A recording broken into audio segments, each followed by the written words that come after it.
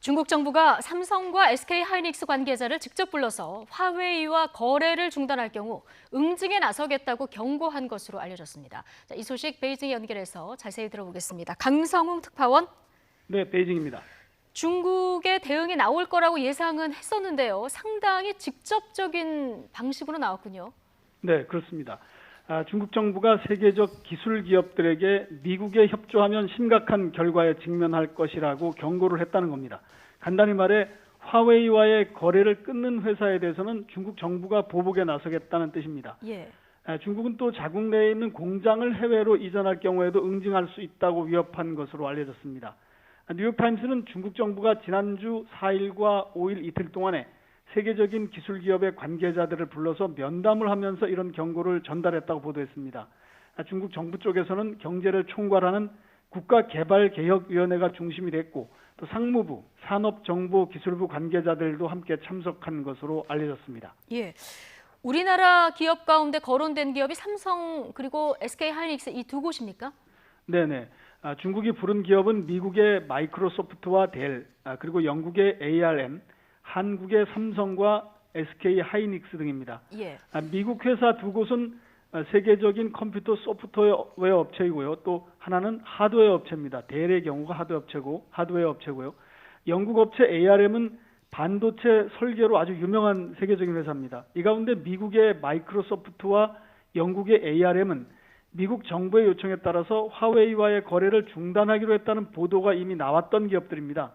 우리나라의 삼성전자와 SK하이닉스는 세계적인 반도체 생산 업체인데요. 중국의 화웨이가 통신 장비는 물론 스마트폰도 만들고 있기 때문에 이 회사들과의 거래는 반드시 필요한 상황입니다. 예. 자, 이 해당 기업들 무척 곤혹스러울 수밖에 없는 상황인데 반응이 좀 나왔습니까?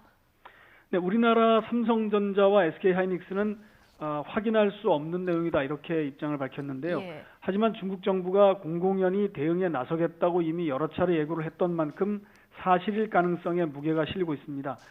두 회사는 반도체 수출의 대략 40%가 중국으로 팔린다고 합니다. 삼성전자는 또 중국 시안에 그리고 SK하이닉스는 중국 장쑤성 우시라는 곳에 각각 반도체 공장을 가동하고 있습니다. 삼성과 SK는 또 중국의 여러 개의 계열사도 나가 있습니다. 중국 정부는 지금처럼 부품을 정상적으로 공급하기만 하면 불리한 일은 없을 거다 이런 말도 했다고 합니다. 예. 하지만 화웨이와 거래를 끊으라는 미국의 압력도 무시하기 어려운 입장이어서 기업들은 이러지도 저러지도 못하는 아주 곤혹스러운 처지가 됐습니다. 마이크로소프트와 델, 또 ARM 등 해당 외국 기업들도 이번 보도에 대해서는 논평을 하지 않겠다 이렇게 뉴욕타임스가 전했습니다. 뉴욕타임스는 전문가의 말을 인용해서 미국 기업의 경우는 중국의 압력에 굴복하지 않고 미국 법을 지킬 가능성이 더 높다 이런 전망을 내놓기도 했습니다. 예. 지금 중국이 화웨이와 거래를 끊는 기업의 명단을 아예 만들어서 보복한다 이런 움직임도 있다고 하는데 자, 이거는 공식적인 입장입니까? 그렇습니다. 지난주에 중국 상무부가 이런 입장을 발표했는데요.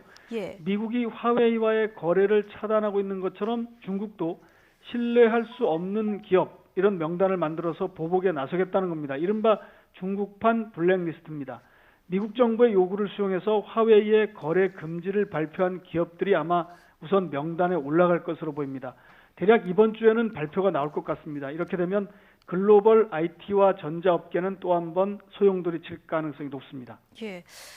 미중 무역 분쟁 갈수록 악화되는 상황에서 우리 경제에 어느 정도 영향이 있을까 굉장히 좀 불안한 상황인데요. 돌파하고는 보이지 않는 겁니까?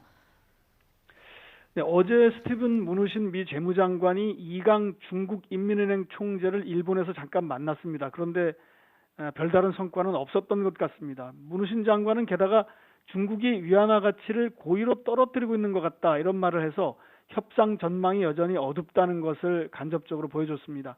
오는 28일에 시작되는 G20 정상회의 때 미중 정상이 별도로 만날 예정이어서 그때가 하나의 분수령이 될 것이다 이런 전망은 나오고 있지만 현재로서는 어느 쪽으로도 예단하기는 어려운 상황입니다.